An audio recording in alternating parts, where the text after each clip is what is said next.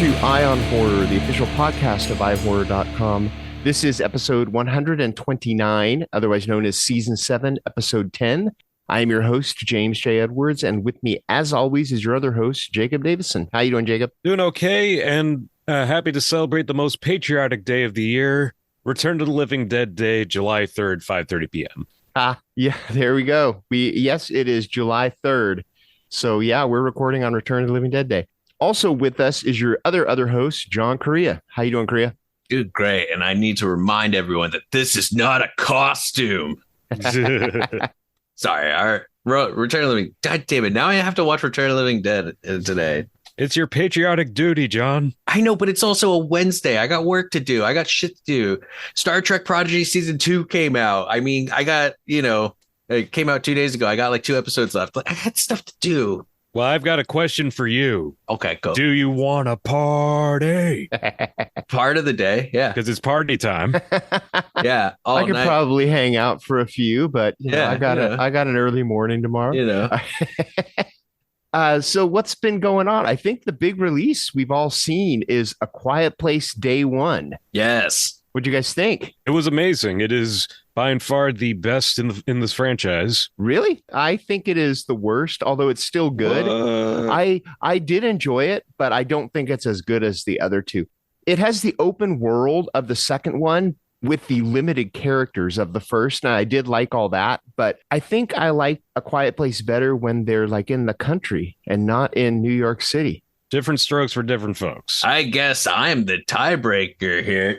No. I was going to say break the tie, Correia. I mean, come on. You guys know I don't like ranking and all that stuff. Yeah. It's not that I didn't like it. It's just I don't think it's the best. And of course, to me, the first Quiet Place is a masterpiece. It is. I mean, yeah. So anyway. That's like your favorite movie next to Blair Witch 2. So I can see that. Book of Shadows. No, I loved Day 1. I with the Quiet Place series, I don't have like a ranking with them. I think they're all good in their own ways. Like they're different enough from each other that like it's kind of like doing different things with the concept, which I do love. And I gotta say, like Day 1 was one of those ones where it had I went in going, I just want like the premise, the concept spread across set pieces and just letting it be an alien invasion film set within these parameters of the franchise. And that's exactly what it was. It was set piece to set piece, action bit from action bit. And it was done really well. They gave you enough about these characters to really care and worry about them without losing sight of like, all right, cool. We got to get back into doing some Quiet Place shit in the city. There's the tension in some of those bits. Like it had me going with one of those, like when your whole body tenses up and you're just like, stop doing that thing. No, it's in the trailer. It's the everyone's walking bit. That was just like, that was a butt clenching of just like, get the fuck out of there. Nothing good is going to come out of this. But that's half the movie. I also can relate to the character of Eric because I am also just a very depressed white guy who instantly vibed with a random cat. And that cat and I are now best friends. God bless Frodo. I was going to say, is a saint. That cat is it's the leader in the best animal performance of the year right now, because that cat, I mean, they say you can't train cats, but see A Quiet Place Day 1, because that cat steals the show. And that cat understood the assignment too. I mean, the character did, because most cats meow and then and they'd be dead. But that cat was like, "Oh, I'm shutting the hell up." Are you kidding me, dude? If my neighbor's cat, who I hang out with all the time, Black Phillip, was in that scenario with me, we'd be dead instantly. That fucker is constantly chirping, and he is just he doesn't just meow. That dude howls. I have heard that cat howl at my neighbor Margot to let him in so he could steal her cat's food. Like he's Black Phillip. He's a little devil. Yeah, no, it's oddly, the performance by the cat actually reminded me of the husky from The Thing. Very quiet and very coordinated and moving from scene to scene, and also getting into shenanigans like when it sneaks into the construction site where the aliens are hanging out, just as a goof. And especially I loved Lupita Nyong'o's performance as Frodo's owner and just kind of her whole arc in relation to that. Yeah, no, just it was a great kind of dynamic having this character be, just kind of having her pet as a companion for a big chunk of the film. And I mean, we don't get big budget alien invasion movies as often as we do. And so I really appreciated this concept of it of like, okay, cool. It's in this world where everyone's quiet. How do you be quiet in New York? Yeah, like I love that opening crawl where it said that the average volume decibel is 90. In New York City is 90, and it's the equivalent of somebody screaming, which like they do that slow build up with all the noise and jackhammering stuff. And yeah, it was very War of the Worlds. It reminded me when the aliens do finally show up and just, the chaos, and particularly Steven Spielberg's version where it's, just sort of a post 9/11 disaster feeling and just like the chaos and everybody's just running around, nobody knows what's going on. And it's, even though we've seen the aliens before, the build up in this one was so good. And also this is blowing my mind that the movie was directed by Michael Sarnowski, the guy who directed Nicolas Cage's Pig.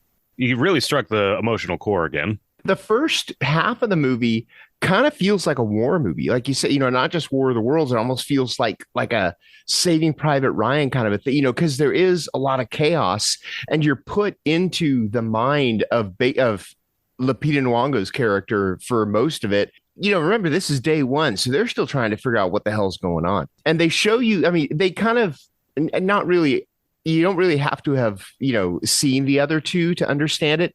But I think that they understand that you probably have, because they show you the aliens right off the bat. There's no hiding the alien till the end, like a lot of monster movies do. I mean, you're seeing these dudes right away. So, they understand that you know what they look like already.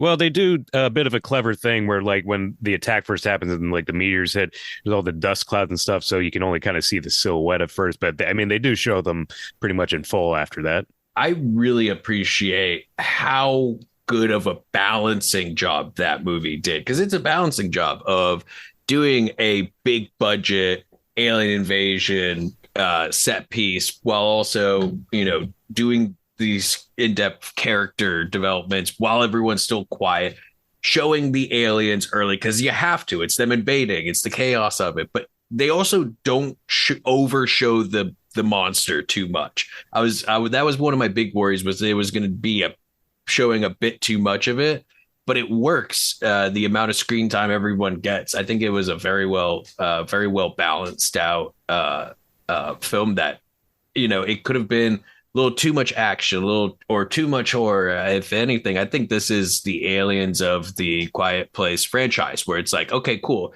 Previous versions were more into horror. This one's more on the action, but still keeps that horror element in there. But my question to you guys, without spoiling anything, what would be your song? Mine would be Won't Get Fooled Again by The Who. Without spoiling anything, it has that scream that is the moment I think you're looking for, Correia. Wait, is the yeah at the beginning of the song, or is that mid? Because that's important too. It's kind of toward the end. Yeah, it's like 2/3 of the way through. Yeah, it kind of gets a bit to get there, not see how that times out. Jacob, bit cliche, but I'm always a big Blue Oyster Cult fan, so don't fear the Reaper. I knew it. Because when I was thinking, I'm like, I'm going to ask this question during the podcast. I was like, Jacob's gonna say Blue Oyster Cult. I love it. How could I not? Yeah. So, but I thought he'd say Godzilla though. Ooh. That's also good. Either way. Yeah. Just like have it come in on history shows again and again. How nature points out the folly of man. Yeah. Godzilla. I would have done. I would have done the Bear McCreary version if I was gonna go with that song, but because that. Say what you will about King of the Monsters, that cover slaps. It does. Surge singing. Oh, get out of here. Yeah. For me, it was a hard question for me because I've been listening to a shit ton of Kylie Minogue lately, just like an insane amount of Kylie Minogue. So like there's so many bangers in there with needle drops and everything. But I just for the bit, I'm gonna have to go with 1989 Belgium techno hit, "Pump Up the Jam." Yeah. Because I mean, it's great. It's a great song, and they played it 5 times in a row at Stanley Kubrick's funeral, and so I feel like I have to give that homage to It's Kubrick the favorite of Philomena Kunk. Yeah, no, that was definitely the bit. The other thing that I saw that is really exciting, I saw MaXXXine. I swear to God, if you spoil any... No spoilers. Don't even talk about any specific details. I'm going into this shit as blind as possible. Let me just say, it is the perfect ending to this trilogy. It wraps everything up nicely, and it's weird because just as you would expect, it takes place in 1985, and it is like an 80s, crime drama kind of a thing.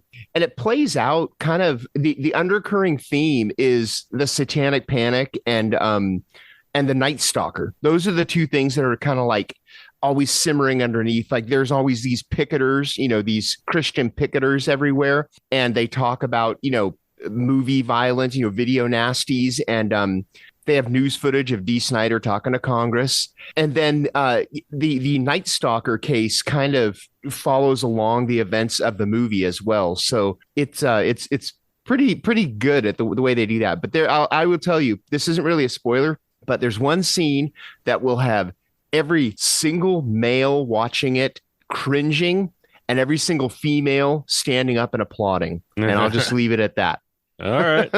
Because MaXXXine doesn't take any shit. She's not your typical final girl. And but this cast, I mean, you probably know, but like everywhere you look, Kevin Bacon, Giancarlo Esposito is in it. Halsey is in it for like a blink. Someone as big as Halsey's. Sophie Thatcher is in it for like a scene. She's a special effects artist. Elizabeth Debicki is in it. I mean, this whole cast is just, you're like, everywhere you look, there's a familiar face. So it's on a big scale. But yeah, it's awesome. Yeah, no, I'm going to see it as soon as I can at the Vista so I can see it on film. Yeah, I have my ticket for the Alamo Draft House because AAA 24 was doing a thing where free ticket for opening weekend for MaXXXine. So, nice. So I used the money that I would have spent on a ticket at Alamo to get the sticker pack, like fake VHS tape they did for Puritan 2. Banger. So that'll be fun. But Jacob and I didn't see MaXXXine yet, but we did get to go on a MaXXXine themed Starline tour of Hollywood last weekend, which was great. It's always great to get out of the house and hang out with Jacob. And we're officially locals now. We're transplants, but we're locals. And I don't know, but Jacob, you've never done one of those super touristy Starline tours, right? No. For those who don't know, the Starline tours are it's like a Los Angeles staple where it's like a van, but with like the sides and usually the roof off, and they drive around. Typically it's like, and there's George Clooney's house, and over here is where the Black Dahlia got murdered. Like they have different themes, and there's like 20 knockoffs of these things, and it's like one of the most touristy things you can do in Hollywood. Hence why I never did it, because I hate that shit. If I can avoid Hollywood Boulevard, I will. Yeah. So it was fun going on this and like experiencing it, but it was all tied to MaXXXine. So we went to like the Hollywood Forever Cemetery. They showed clips, and it was like 10-second clips. It was honestly the perfect amount of clips where it's like, hey, this is where they shot this scene. And then they would show like 5 seconds of it. And then it would be like, okay, cool. That's awesome. Saw a Hollywood sign. At that point, they had a bunch of MaXXXine billboards up. So we went and saw them. But it was really cool because we also went early on a Sunday morning. So it was all just like spooky locals on the van. There was like no tourists. So everyone was like people really with chill. Fangoria shirts, that type of thing. Yeah. So it was a lot of fun. I had a lot of fun. I dug it. And even though it was touristy, I don't usually get to be driven around Hollywood. So it was kind of nice to, have that for a change. And, it was a fun kind of cross promotion and just seeing all the Hollywood sites while also, showing what and where they filmed it. Like they even did a scene at the Hollywood Cemetery. So we passed by the Hollywood Cemetery and we're in the hills. They show us a clip of them in the hills. So it's kind of fun to see them also the rare Hollywood movie shot on location in Hollywood. Yeah. It was really hard because there was no windows, there was no siding and stuff. It was really hard to not like hock a loogie at the Teslas we were driving by, though. I gotta say, I had the window seat and I was just like, every time, because you're just slightly above those fucking Cybertrucks. I was like, I could hock a nice big loogie in this car. But I behaved. Yeah, the rowdy MaXXXine tour. That's for the later night one when everyone's had a few drinks. Well, and that's the other thing. I'm so pissed because I found out the next day the people who went on the MaXXXine tour on that Monday got to meet Kevin Bacon, and they got tickets to the premiere that night. The people that went on Monday? Well, yeah. we had work, but still. Yeah. Would have loved to meet Kevin Bacon and just ask him all the questions about wild things. Sure, we all would. I'd ask him about Tremors. Another thing I saw that is a little more of a downer, The Exorcism, that new Russell Crowe movie. This is rough. Wait, I mean, are exorcisms known as like real feel good movies? Like, well, it's not even. What do you that. mean in the sense of quality or the story itself? Quality. Well, and the story, both. The thing is, the Pope's Exorcist was fun. That was. Russell Crowe knew that he was making this cheesy horror movie. This one felt like everybody was trying to be real serious. And the movie is about them. They dance around it, so they don't actually say it, but they're trying to make The Exorcist. They're trying to remake The Exorcist. And the film set is cursed. And that's where it goes wrong. Because if they had just stayed with the cursed film set, that would have been a cool movie.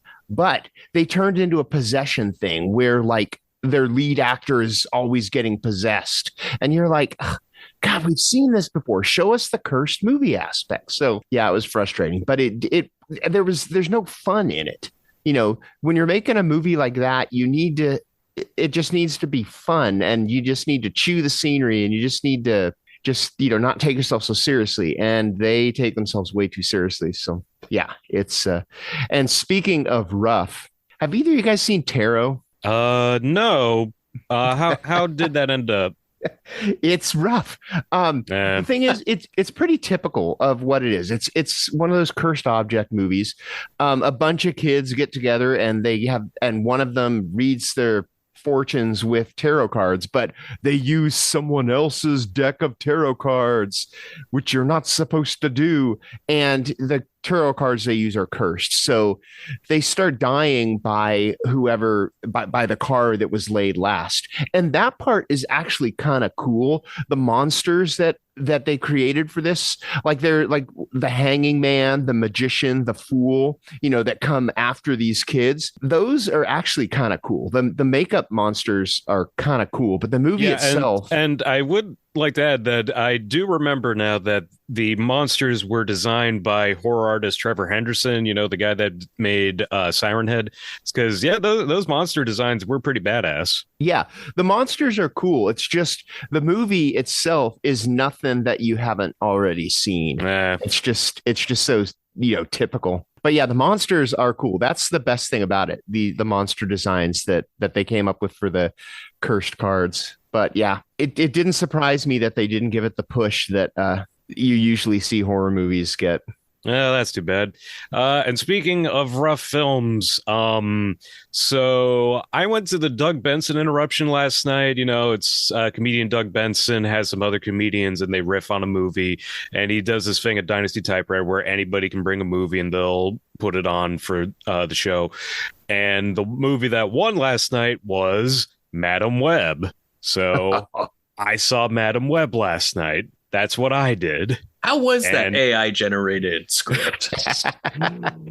Like I said, it was rough. It was very rough. Like just, thankfully, with Doug Benson and the other comedians there, it did make it pretty entertaining having them riff on it. But oh my God, this movie is such a mess. I can see why Dakota Johnson just totally gave up on the press tour and was just railing on it, because it is just mind numbing. It is just like, how did this happen? Like you just like watching it, you have to imagine like how these decisions were made, because it is just insane. So like, well, for one thing, it is official, they did remove the my mother was studying spiders in the Amazon line, etc. But there's just so many other incomprehensible scenes, like not once but twice Dakota Johnson's character, whose name, by the way, is actually named Cassandra Webb, because it's like Cassandra because she can see the future, and Webb because it's web like a spider. She twice steals a car and hits the bad guy with a car, because she doesn't really have any other powers except for kind of seeing into the future, and nobody else has powers. And also the Patriot Act is a plot point in the movie. Like Hell the yeah. bad guy steals like Patriot Act technology because it's 2003, and yeah, Adam Scott is Uncle Ben, and he keeps talking about, oh, my sister's pregnant, and the build up on that, and don't say Peter exactly. and there's so much Pepsi marketing, because like they're drinking Pepsis in like any scene where they're just hanging out, and the Pepsi Cola sign is a plot point because she keeps seeing an S in her visions. It turns out the S is the Pepsi Cola sign because she needs to drop the sign on the bad guy. The Patriot Act thing is hilarious to me because it was Zosha Mamet, who I love. She's like the tech person of the bad guy. Yeah. And she's got this maybe, I don't know, 9 screens set up in front of her that she supposedly can see every CC camera in New York. You're like, come on. Yeah, and also that's the other thing too. The bad guy is like this multi-millionaire, super rich and powerful elite guy, and he only has one henchman. Like it's just her, it's Sasha, just at a computer console, and like he goes out in a weird knockoff Spider-Man costume, trying to kill these girls before he kills him for reasons. And yeah, and also he just randomly kills or beats the shit out of anybody who's nearby before killing the targets. Like they're at a diner and he just punches some guy in a booth for a window. It's like, what did that accomplish? It's just, yeah, no, there's just so much to unpack. And, again, they had some great riffs, especially on the ADR. Oh my God, there's so much ADR in this movie. It's like, you can't, yeah, like the AI stuff, like you think that their voices were AI generated. Oh, yeah. Now let's welcome in our special guest. This episode, we've got Nikhil Koparkar, who is the composer of the upcoming, or actually released by the time this posts, movie Dead Whisper. How you doing, Nikhil? I'm doing great. How are you all doing? Thank you so much for having me on the show. Oh, doing great. Thank you for being here. Let's start at the beginning. How did you get started in your career as a composer? Sure. So, when I first moved to LA, which was now 16 years ago, which is kind of hard to believe, honestly, I'd always wanted to get into music and I wanted to score films, but I also like to play in bands. So I was kind of doing a little bit of both at the time. And I did that for about a few years. And I kind of started to realize, in a band situation, you're writing songs and you're maybe releasing an album every year or two. Whereas in composing, you get to tell stories through working with different types of filmmakers. You get to work to picture. You get to write themes away from picture, and you're working on multiple projects a year.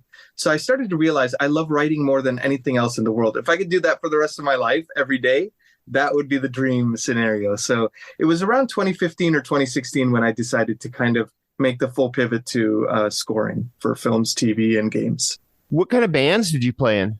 So I played in I'd started a band called Dream Alive, which was like a very, very influenced by like kind of 1970s, like 3-part harmonies and guitar solos and kind of like some prog influences like Pink Floyd and Rush and stuff like that. So everyone in the band was very much into that style of music, and so we kind of wrote that kind of stuff. So it's pretty different to the scoring stuff. But yeah. I thought I was gonna say 3-part harmonies and guitar solos like the Eagles, or 3-part harmonies and guitar solos like King Crimson.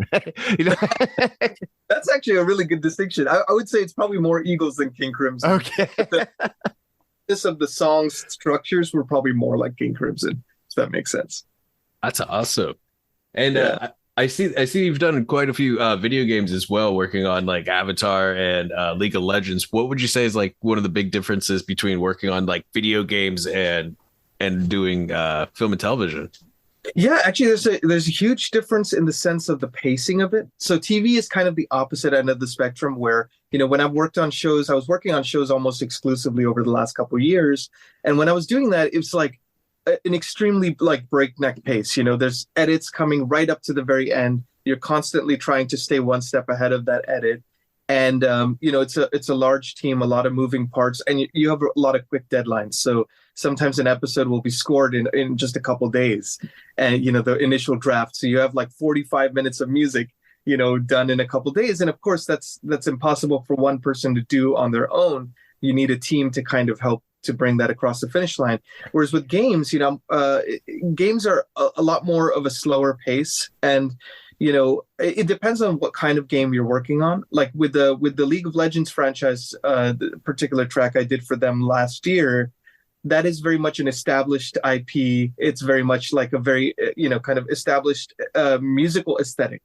And so trying to figure out how to write something that feels a little different to that, but also fits into the mold of what they've created is one side of it. Then the other side of it is indie games, which is you have a lot more creative freedom, and you have a kind of a longer dev cycle for a particular game. It might be like 3 to 4 years.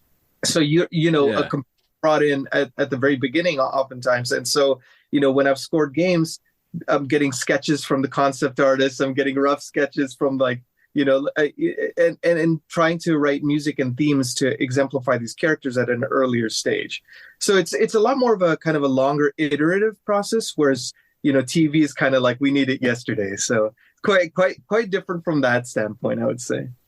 So when you do games, you're brought on a lot earlier. This is kind of fascinating to me. It's almost like it might be an afterthought for TV, but for games, you're in right from the beginning. And I mean, even as the developers are working, you're working the scores. Totally. Yeah. I mean, in TV, there is, and you're seeing this more now, where a composer might be hired at the pre-production stage. So they haven't started filming yet. And maybe the composer and the filmmaker are having earlier discussions about things. Maybe the composer is working on like a theme or two, but that's about as far as it goes. And then, once the composer and the filmmaker sit down and spot the TV episode or the film, then they kind of really dive into the weeds and start with the scoring process. So it is starting to take place a little bit earlier, but it's still, a window of a couple months rather than a couple years, if that makes sense. And you're not wrong when you say that it gets up to the point where it's like, no, the episode comes out on Friday and we just finished the edit on Wednesday, so we need to get this going. I've seen it where it gets pushed all the way to the dub stage, where, at the dub, when they're mixing in the music and the dialogue and the sound effects and everything, and doing the final rendition of the film or the show, you get a request from the dub stage. Oh, could we have XYZ? So there may be last minute decisions all the way up to that point, which is pretty wild. So it keeps you on your toes, I guess, at least. Oh man, that's insane. I've worked on a few shows where they were like big budget, like, primetime shows, and then it's like, right, wait, we're filming this now, but that episode comes out in like a month. Like they're really gonna put all that together, all the effects and everything. That's totally insane. Yeah. Like, and they would pull it off. I'm like, I feel bad for whoever takes this footage after us, because you guys have like a month of and that's just that one episode. There's another one that comes out the week after that, so it's like, oof. Oh, totally. Yeah, it's to that point. I've spoken to a couple composers who have mentioned, like, they would be driving on a street in LA and they see the billboard for something that's like coming out, blah blah blah, and they have the date announced and they haven't started scoring it yet. It's like, that's always a nerve-wracking experience, I'm sure. I used to get that all the time in film school. I found my niche as like the sound designer guy, which is the last thing that gets done. And usually the sound design is in film school is also the composer. So I would get picture lock on a Tuesday for something that would be due Thursday. And I'd be like, thanks, guys. Totally. Yeah, it's interesting too when you think about in film schools especially, people are still learning kind of the processes, the various processes of what goes into making a film, and so they're understanding of music and sound design is also more limited. And so oftentimes these things do end up being an afterthought. Maybe they're thinking about it in the post-production process, like, oh, we finished the edit.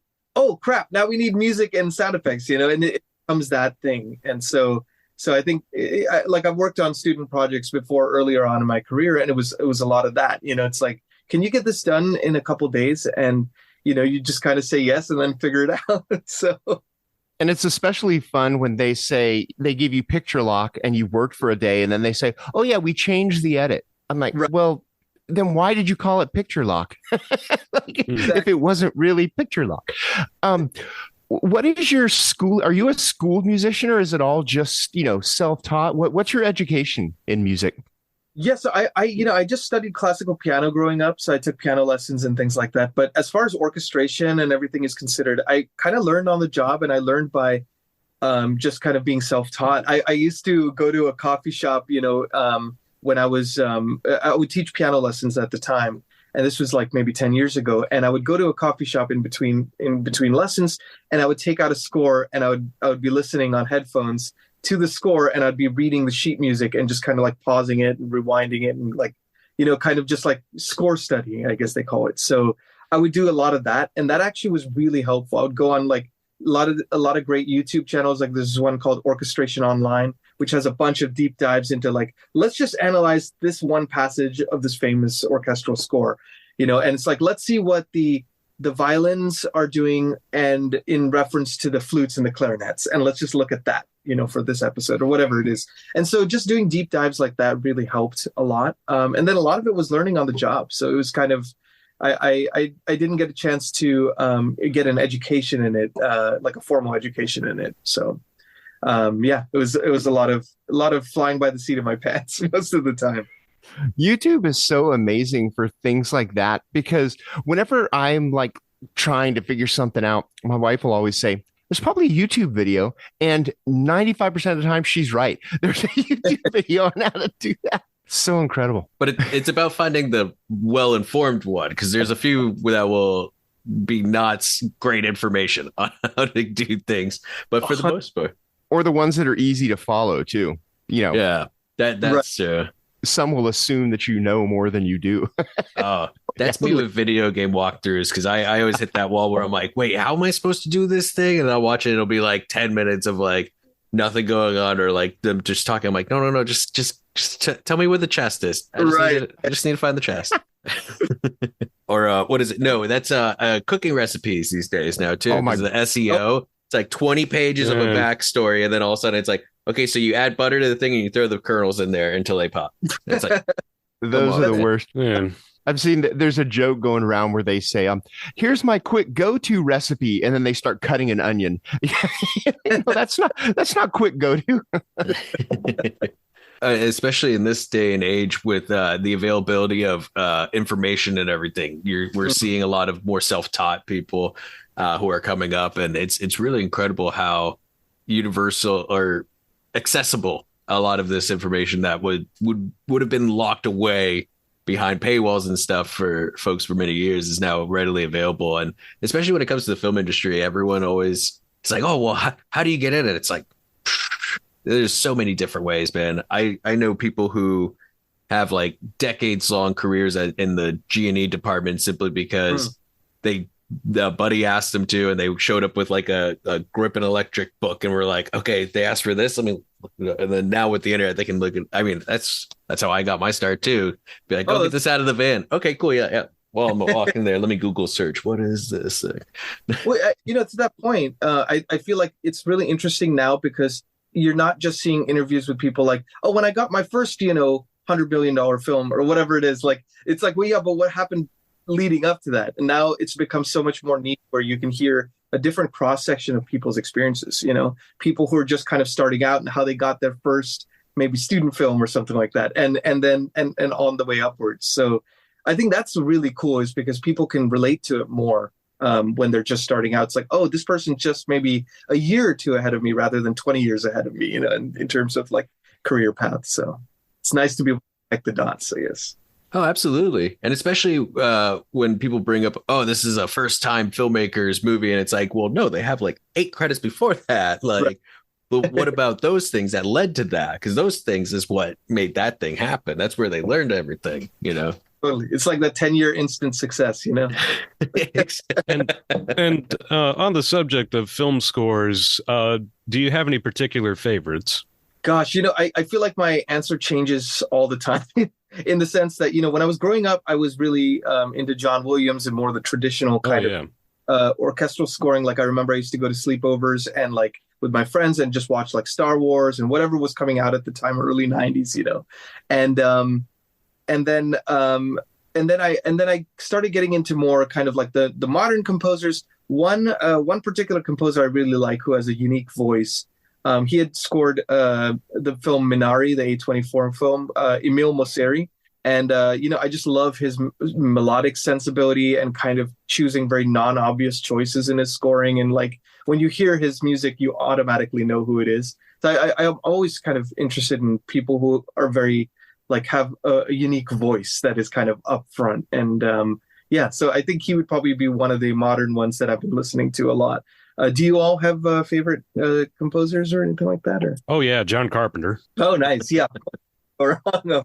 My favorite, probably modern composer is Mika Levy. Oh yeah, I just love their. I mean, it's so like you said, a voice. I remember watching Zone of Interest, and part of it I kind of knew that they were scoring it because they're Jonathan Glazer's go-to, but Right. I had to stay for the credits. I'm like, oh, yep, that was Mika. It's fantastic. Yeah, definitely. And another score I like to find out if people have ever heard is, have you heard the score to Swiss Army Man? Actually, no, I haven't. Swiss Army Man, it's the Manchester Orchestra guys who do it. And it's Korea's laughing because I ask everybody this question. It's such an amazing score because there's a little bit of keyboards, but most of it is vocals. And it's all just vocal harmonies the entire movie. And, and they do things like the Jurassic Park theme, but it's this, lush vocal harmony version, or they'll do that where did you come from, where did you go, where did you come from, but it's like this really dense layered vocal harmony version of it. You should definitely check it out. It's really unique. Actually, yeah, I would love to check it out because I'm always on the hunt for like new sounds, new scores. It's always a treat to do that. I have a bunch of friends who we just pass scores back and forth on the regular, so I'm always down to discover more stuff. Thanks for the recommendation. Oh yeah, I laughed just because I love that score so much, but it is at times like you're listening, you're really into it, and because in the movie they reenact scenes from other movies while they're trapped on this island, so the vocals become that, so they'll start doing go to the vocalization to Jurassic Park and other things. So it's a fun movie and a great score. I got reminded of Johan Johansson's not one of his film scores, but he did this album called IBM 1401, a user's manual. And I guess like the story behind it is he found like in his attic or something, these audio recordings that his father did as audio recordings for the manual for this computer. And so he incorporated this into a score. And this was, I want to say 2006 is when he does. So it was before he got into scoring. But even then, like you could hear a whole story throughout all of it, and it just randomly will, at first seemingly random, just like these audios of this like very like British voice just be like, the IBM 1401 compartment chamber connects to the bubble, and it's real good. That sounds amazing. I love Johan Johansson, so I've heard a few of his albums and things like that, and I've just always loved his style. I haven't heard this album. I got to check it out. That sounds amazing. Oh, that was when I was listening to in college all the time, and I was like, man, this guy should get into scoring. And then like the next year, I think it was like all of a sudden he was just like pumping out like movie after movie. It was great. So I got a chance to meet him very briefly at the Theory of Everything. They were doing a screening for the Society of Composers and Lyricists in LA. Oh wow. And it was amazing to kind of hear his music in the theater. And he was out there like passing out CDs after the talk and stuff. So he did like a Q&A there. And so that was the first time I really got introduced to his music. And I was just like in love with that music. It's fantastic. That brings up an interesting question. Korea, when you were saying that, you wanted him to get into film scoring. Is there anyone that any composers that you're excited about who doesn't do film scoring that you'd like to see get into it? It's kind of a weird question, but that don't do film score. That's a really good question. I would have said Tom York previously, but yeah. was it Suspiria that he did? Yeah. Yes, it was Suspiria. Yeah. Right. So I would have said him because I've always loved Radiohead, and I'm trying to think of who would be someone else that I would love to see Tom Morello do a film score. Oh, yeah, I think that would be really exciting. that would be incredible. Yeah, I don't know what kind of interest he has in doing film scoring, but his approach to music also so much lends it's his experimental approach to music lends itself to film scoring so well. I'm surprised he hasn't done it. yeah, I am a little too. That's what makes me think maybe he doesn't have an interest in it, because Right. you would think that he would have the opportunities. Totally, of course, yeah. Let's talk about Dead Whisper, which is what we're here to talk about. Yes. How did Dead Whisper come about? So it's really interesting, actually. I'm friends with the filmmaker, the director Connor Susi, and we were having a beer over at a bar in Sherman Oaks, and he was talking about this idea for the film, and he was like, it was loosely based on personal experience, the idea of grief and losing a loved one, and we were just kind of talking about that concept, and he was talking about, the idea of like what someone would do to see their loved one again, and he kind of pseudo pitched this idea to me in the bar of like, oh, this guy gets duped into boarding a ferry and he falls asleep and he wakes up and there's no one on the ferry, and he gets taken to this mysterious island where people only speak in whispers, and he's offered the chance to see his dead child again. And I was like, that's an amazing premise. You should totally do that, And I didn't talk to him much, about it afterwards until a few weeks later when he mentioned, all right, I got a script together, I'm ready, and he was getting ready to shoot it and stuff. So he kind of like moved really fast, and it was approximately, I want to say, a year to the day that since that conversation that I was working on the score for it. So it was like really pretty fast, and so this was our fourth project working together. So we kind of already had a shorthand in terms of how we like to work with each other, and there was always kind of a trust built in. And so he was kind of like, go with your craziest ideas, and he let me kind of run with my kind of musical reaction to the film. And it was to the point where when we were spotting the film, which is, for those in the audience who, don't know, a spotting session is when the filmmaker and the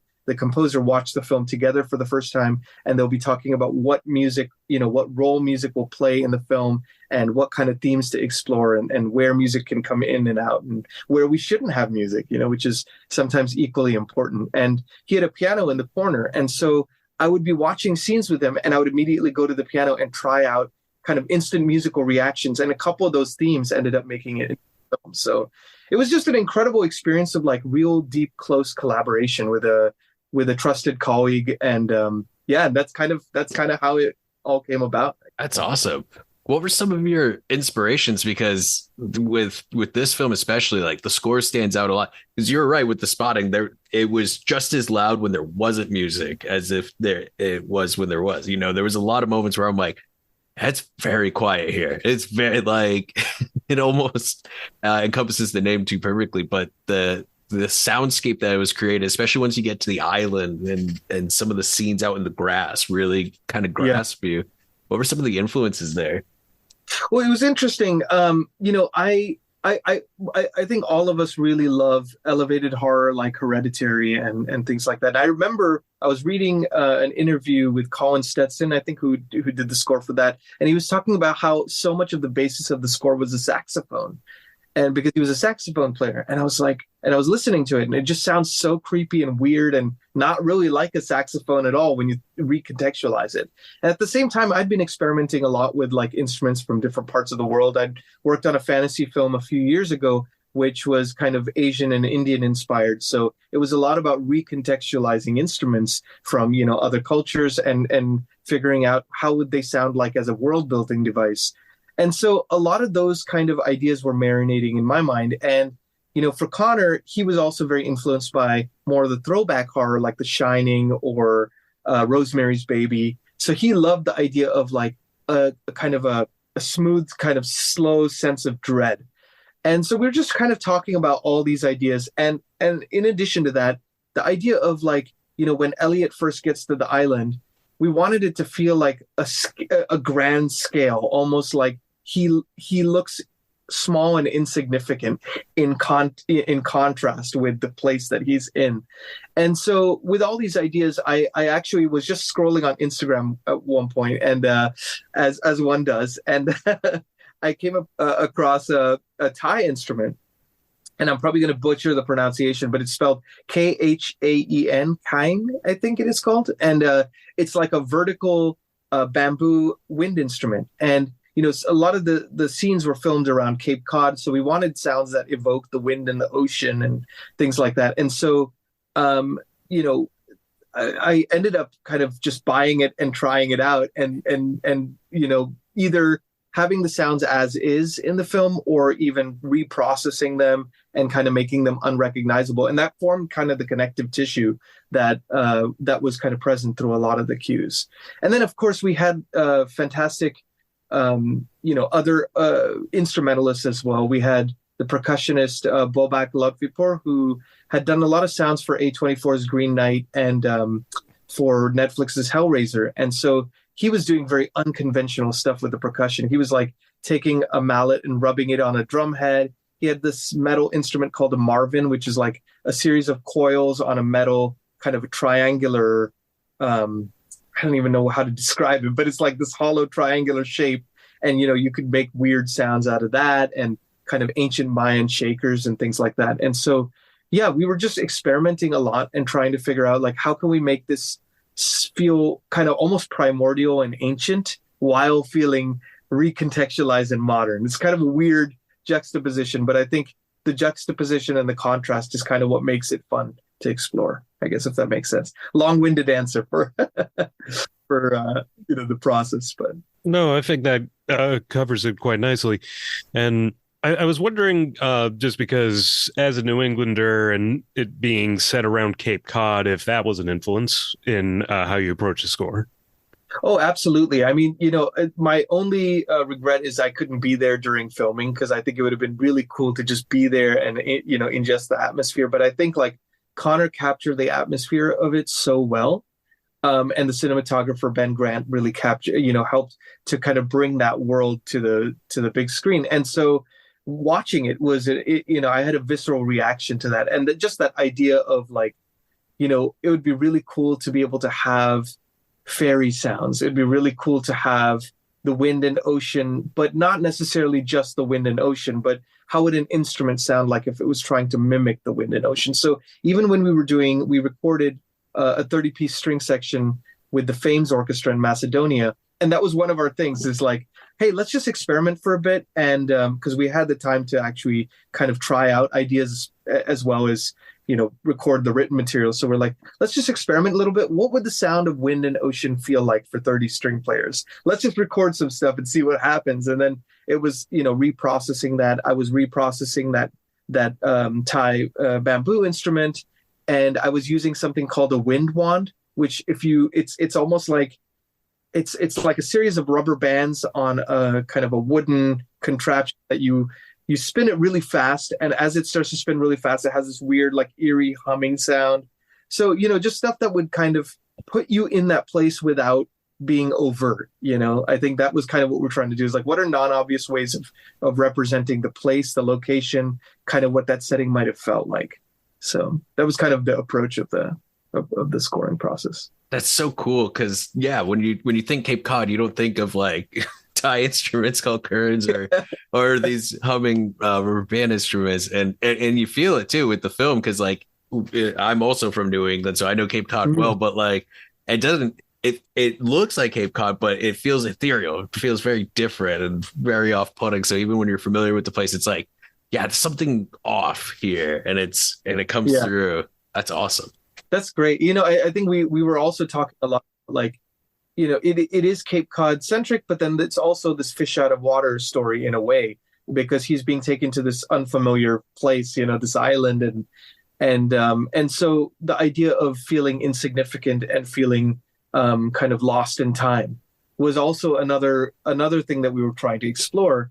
And so, it was interesting with that tie instrument because it kind of achieves both ends in a way. Because if it's used in one way, it could maybe represent the wind and the ocean and that kind of a thing. If it's used in a different way, it's not an instrument that on its own, even if you were just listening to it, it's not quite easy to place for the ears. You don't think of it geographically as like, oh, that's from Thailand, There's certain instruments, I think, that really evoke a particular region, whereas that one didn't. And that was kind of the appeal, is like you can't quite place it.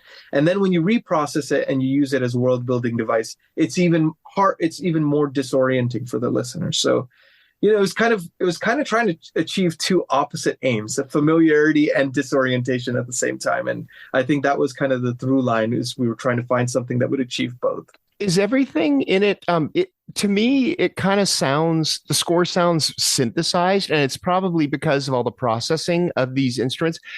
Was it all basically live instruments that you processed to give it that ethereal sound? Yeah, actually, I would say probably what ended up being in the final score was like maybe 60 to 70% live stuff. Okay. Which was really wonderful because, in a horror score especially, maybe you have one instrument that becomes the, centerpiece of the score, or a couple instruments.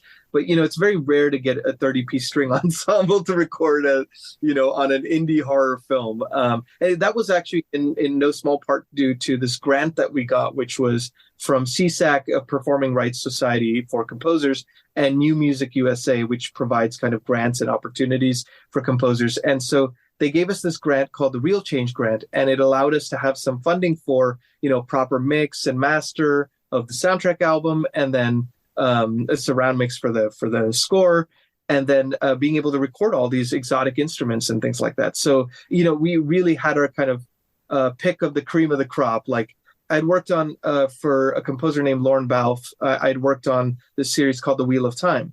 And there was a vocalist from that, who was the featured vocalist in that series, named Abby Lyons, who's just a phenomenal vocalist. And, so I got along really great with her. And I was like, hey, I'm working on this horror film. Would you like to try out some ideas, maybe some textural stuff, phrases and things? And so we really got a chance to like experiment from the source rather than take existing libraries and then try to make them sound different, which is always, that is its own challenge, I think, because, a lot of composers, they have sample libraries, which, may be like, oh, we don't have enough money for a whole orchestra, but we can kind of simulate it using these sample libraries and get, maybe 70% there or something like that. But when you're actually going from the source, you can really get a lot of, hey, why don't we try that and see what happens? Why don't you play that the wrong way, the way it's not supposed to be played? See what happens, And oftentimes that's the key towards finding something that feels bespoke and it was made for the film. Like, when I ordered that tie instrument, I played it myself. I obviously have no skills playing this. I have no business playing this instrument, but playing it the wrong way, quote unquote, and not like a professional, probably did justice in terms of creating weird sounds, or I was maybe not thinking about it in a traditional way because I didn't know the traditional way. So, it's interesting, but yeah, a lot of it was in no small part due to the talented players that really brought some different flavor and kind of spontaneity to the process. So. And did the grant help pay for the 30-piece orchestra too? It did. So I was going to say there's some budget there. Yeah, absolutely. Yeah, it did. And the good news is, I think, like, now it's very different to how scoring was done, say 10, 15 years ago, where, you booked an orchestra for a few days and you're recording orchestra for the whole thing. Now it's become a lot more kind of piecemeal in the sense of like, hey, we don't have the budget for orchestra for the whole, few days or whatever to really dive in. But why don't we get a 2-hour session? That way we can get the most important cues covered. We can get some weird aleatoric ideas that I can pepper in throughout the score, and it kind of provides that connective tissue, right? And so you can economize really well doing that. And because it was a 30-piece string section, not a 40-piece, which is kind of the traditional size of a, full-size string section, we could play the line between, having it sound massive, but then also sounding exposed, which I think really works well for horror film string recording. So, I think sometimes the budget limitations can be liberating in a way, because it forces you to think of different ways to achieve the same end, and they might be a little bit more unconventional than you would initially, just rather than just saying like, let's book it for a set number of days, like let's make the most of it in a couple hours and see what happens. So, but this is also why grants are so important and need to be funded, because the amount of times where we hear, because we interview composers a lot, where it's just like, man, Right. if I could have had an orchestra with that, or if I could have been able to hire a few more, like, for this and this, would have been cool. And so it's really awesome hearing like just, having these opportunities be presented to be able to achieve that. And then also still having it, like you said, in that scape of like experimenting and, all right, cool. So we don't have the money for 40. So what can we do with 30 and like do it Right. in ways? So cool to hear. Oh, absolutely. I really think that, the score couldn't have come out the way it did without that grant. I think it's like you said, having the opportunity to work with real people, trying to figure out ideas together. There's no real substitute for that. And unfortunately, it's obviously, I think it's important to pay everybody fairly and make sure that they're paid fairly for their time. And it's like, that ends up being a decent chunk of money. So trying to figure out opportunities to like make that happen, especially on an indie project, is difficult. So I'm just really grateful for that grant. It really helped us push it over the finish line. So We're still trying to get K. Torgenson's Moth paid for his score for for Night Watch. What is I don't know if you listened to that episode, but we had they recorded a Moth for his score. What's next? What do you got coming up? Yeah, so unfortunately, there's a couple projects I can't really say too much about. We hear that all the time too. Yeah, but I am working on a really cool game actually right now. And it's been a little earlier on in the process. I've been in the thematic writing stage, but it's very influenced by, I read a lot of books, and the game developer and I are both read kind of a lot of the same stuff. So that's kind of how we first connected. Is he wanted to do a game that felt like how he felt reading Stephen King's The Dark Tower series.